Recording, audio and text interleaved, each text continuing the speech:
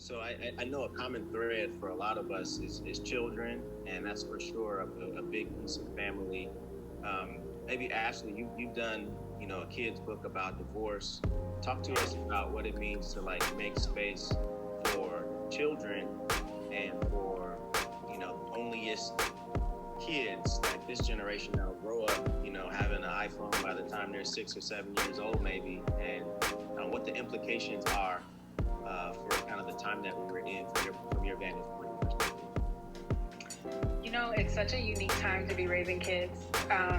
And as I think millennial parents or anybody who has, children right now, what I find to be most important is talking about what we're going through. And I know a common conversation amongst us is addressing, generational narratives, generational patterns and trauma. And I always ask myself, what could my mother not do that I can do now differently? How can I end a pattern that was prevalent in my family by how intentional I am with my child? And so I find that something that's really important is taking care of ourselves, our mental health. It's a resource as a parent, having capacity, like I mentioned earlier, having energy, not letting yourself get so swallowed up by what's happening around you that you forget what's and who is in front of you.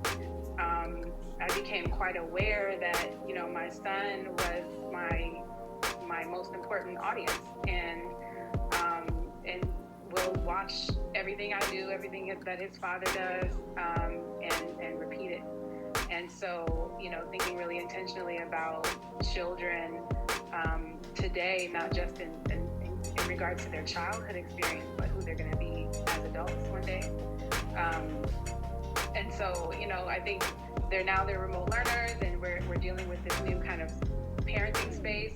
And I really love any opportunity to not just have conversations with other parents, but people who are not parents. I think there's a lot of value in aunties and uncles, and that extended community. I think that we learn a lot from each other. There's a lot of separation between I'm a mother, you're not. We have kind of like this big difference, but we have something in common. Children are something that affects our community.